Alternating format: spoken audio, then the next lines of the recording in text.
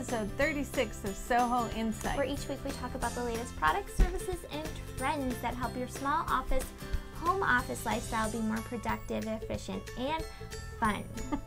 Hello, I'm Kathy. I'm Jen, and this week's episode is all on optimizing your website.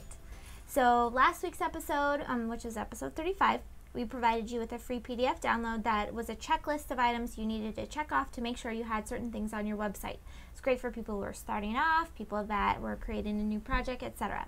This week's episode is for people that maybe did a website a year ago, 8 months ago, and really just spent a lot of time on making sure that the content and that the pictures and all of the information was up there, but they didn't spend the time to make sure that it was optimized for search engines. And by search engines, I mean these little bots that crawl your website, like Google and Bing, and they index things. But also, if you just got a new website, somebody designed it and developed it, whatever, you should just double check that these are done too, because optimization is a big deal. So good.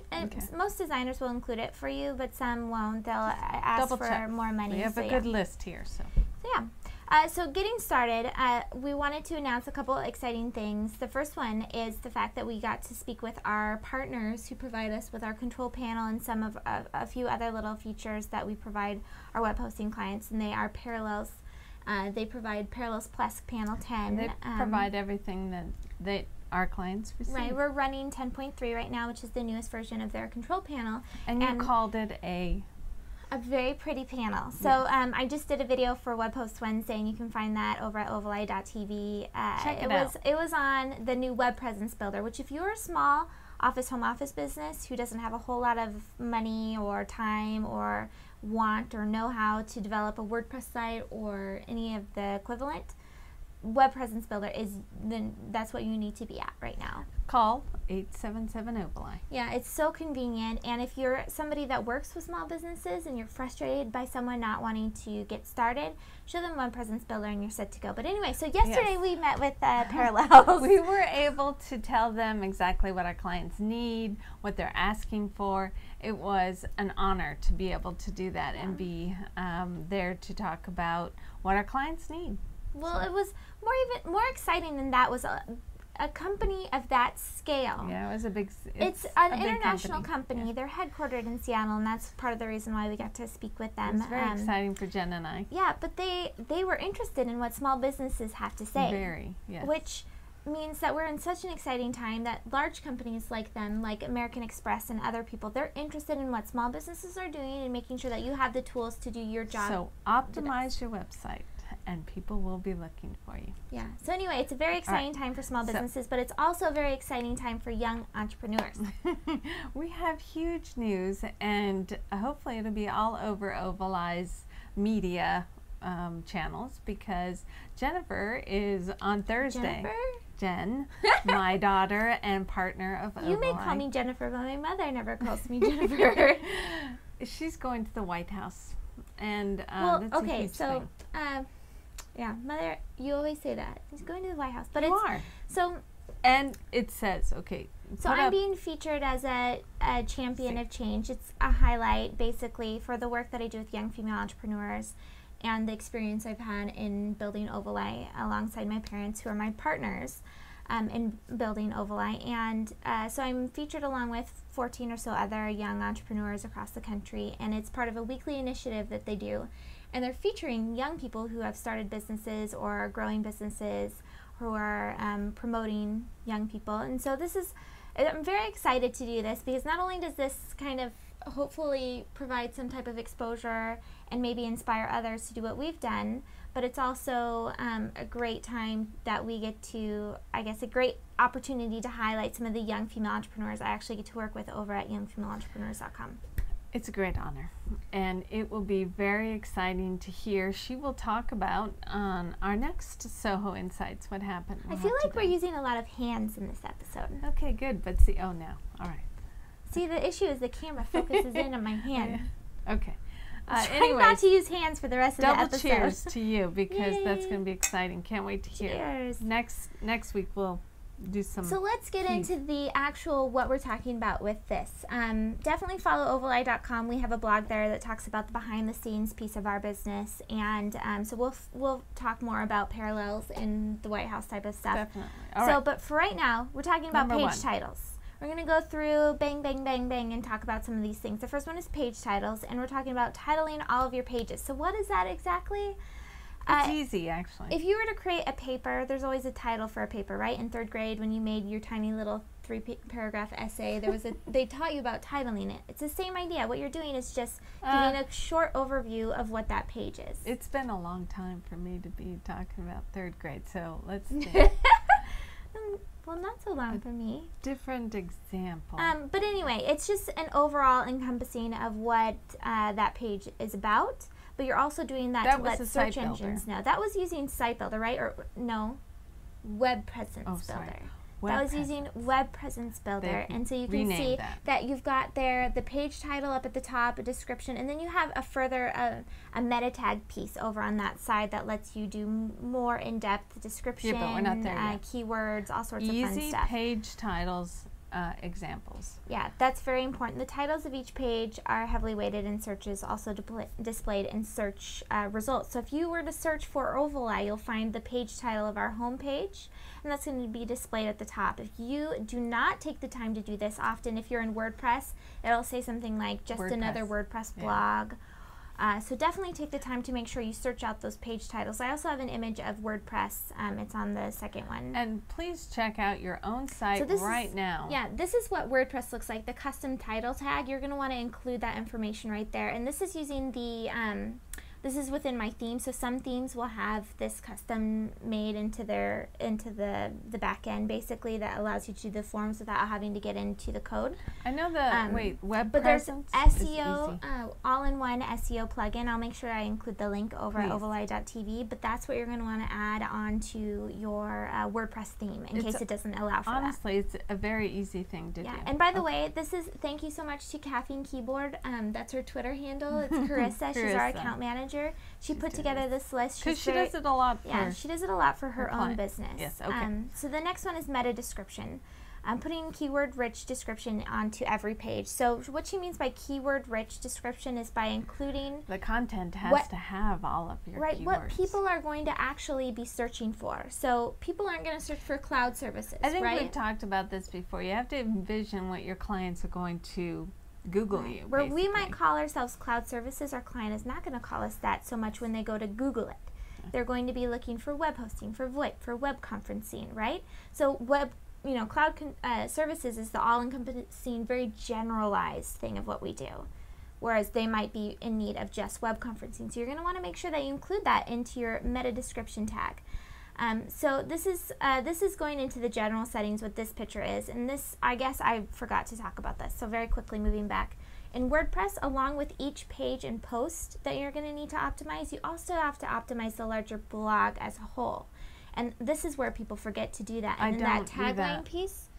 I need to do that. On your blog? Yeah. I did it on your blog. Thank you. Mom's blog is kathyknelson.com. It's her Chief Decision Maker blog. And if I had not done that, it would show you just another WordPress blog in that title tag piece. Yeah, that's very important. So going back to descriptions, in there and do that. Search engines use the description to display in the search results. So just like we were talking about searching for the name up at the top. This is a good one. That's Google Insights. Yeah. In just a second. I like that. Insight. So anyway, if you were to search for something, it'll have the title up at the top, the description below. And so that's where it's pulling from. It's pulling from that information that you provide to the search engines. Yeah, the search engine, the Google bots, and all the bots are checking out your website, and all of this has to be present on your website. So these things that we are saying are very important. This is where I think people get confused. When we say on your website, none of this information is actually being posted to your website. Well, the keywords. Whenever we fill in forms like that we were just showing you, that is on the front end, something that we can easily access, it's getting posted into something that's completely, it looks like gibberish to you if you're not comfortable with code.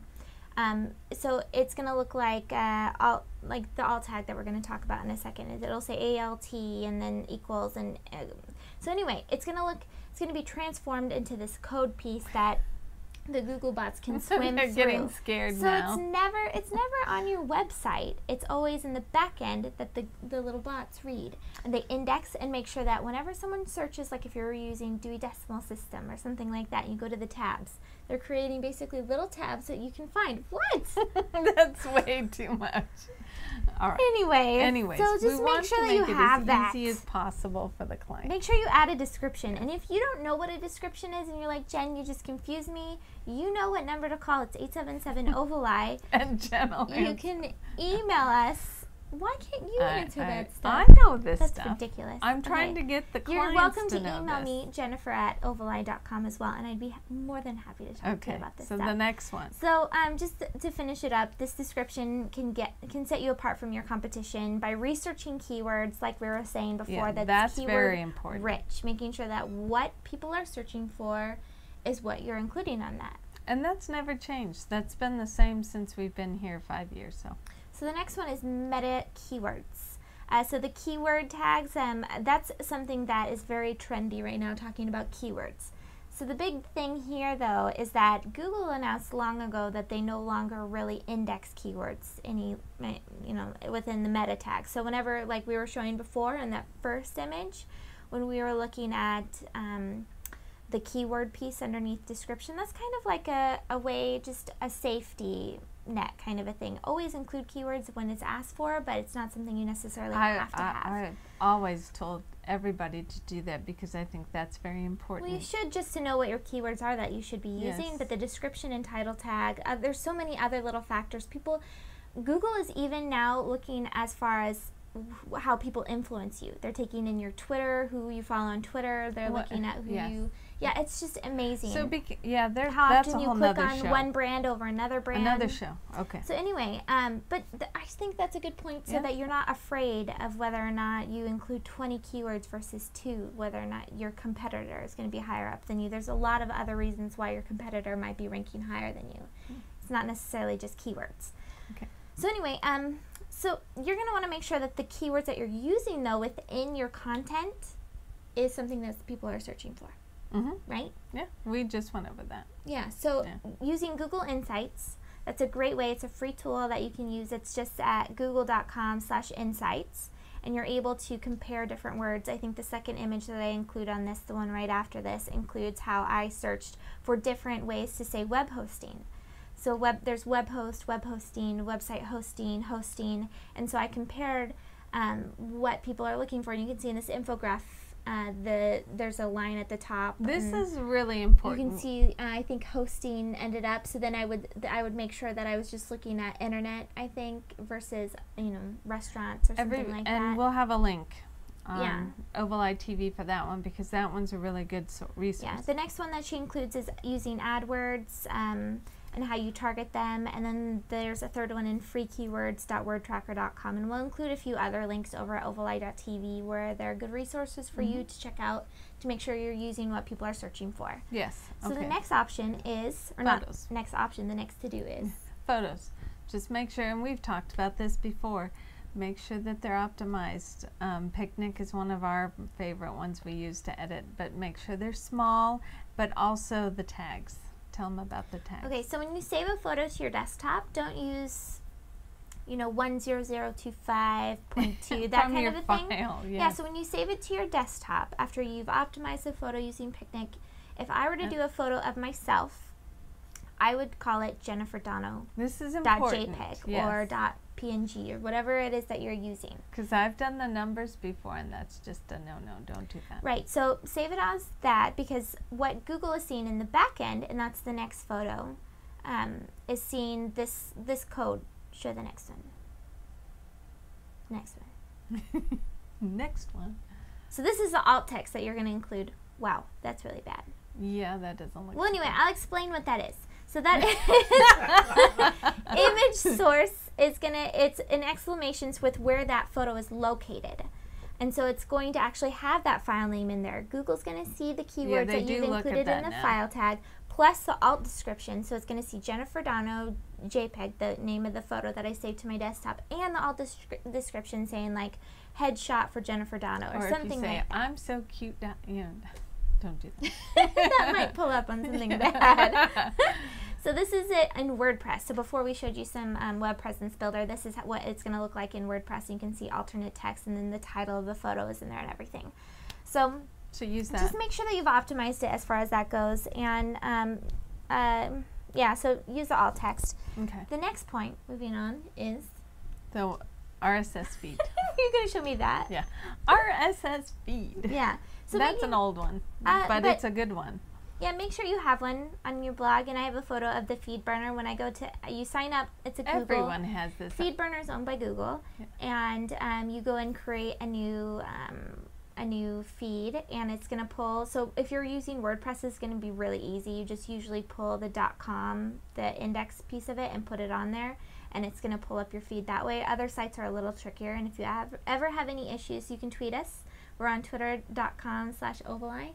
Very good. You can call us, 877-OVALEYE. Do you want me to go through the rest of them? No, it's fine. But you're welcome to ask us about how you can pull the feed in. And so FeedBurner is a great one because you can actually track who's following. If it's an email subscription versus just a click to follow, people use it through Feed, your Google Reader or different. I use Pulse on my iPad. I love you use Pulse. Now, right? I Googled, it's really convenient. or I tweeted that I love Pulse, and you know, every tweet came back as win a free iPad and all that, so don't tweet that you have an iPad.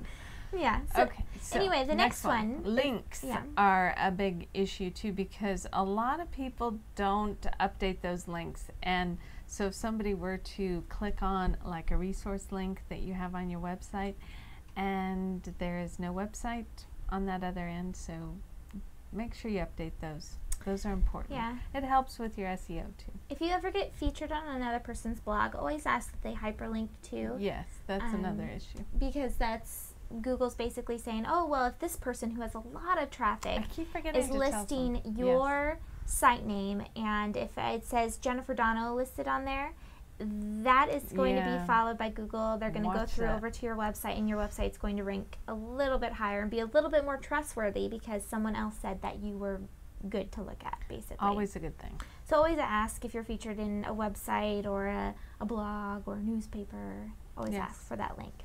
Okay. Next one. It's the last one. Load time. This is, it should be number one actually. Load time is huge for me and a lot of our visitors. If your page doesn't load fast, nobody's sticking around to wait. So we're talking about not just for SEO purposes for search engines, but we're talking about for visitors too. If it loads slow, who's going to wait? Maybe a friend or the worst offender of this? Who? Is WordPress blogs. You all love your plugins. If someone tells you to get this plugin, you go in and you hurry and you get it. And you don't know how to use it, or maybe you don't even need to use it, and you keep it on there and it's active and you're just sucking up bandwidth and it's not, it's just messy. Make sure you're using the plugins that you need. And one of the ways you can track whether or not your website is loading properly is Pingdom. You can find it at tools.pingdom.com, and you can just check to make sure that your site's loading at an appropriate time. I did it for the Cloud Maven, which I am an offender sometimes of plugins, and so you'll see that my site is loading a little bit slower. I did ovaleye.com right after that, and it was like half the time. Just watch those plugins. Yeah, so just be smart about it, because the slower your site loads, the more likely that someone's going to leave. Usually people have pretty quick internet speeds nowadays, but if you live anywhere like Duval, it's going to be on the slower side. There's so many devices you look up things too, so just check. Yeah, but there are a few other sites too that can help you track whether or not your site is speedy enough. Yes. By optimizing images, you're also cutting a lot of that load time down. I think so. The images, sometimes they just are so big, they're scary looking. They're huge, and you can tell sometimes if they're higher than 72 DPI too, they load like this. See ya. Yeah. Okay. So anyway. So these are tips for episode 36. And make sure you go to ovaleye.tv and download that free PDF with the checklist of items that we've talked about. And always check out ovaleye.com, because we have all of the resources that we just mentioned on our forum, and we talk about it all the time. So this is Kathy and Jen. I was going to say Jennifer. She doesn't like Jen. No, it's fine. It's just we don't ever say it. All right. So Kathy and Jen with ovaleye.com, and thank you for tuning in, and see you next week.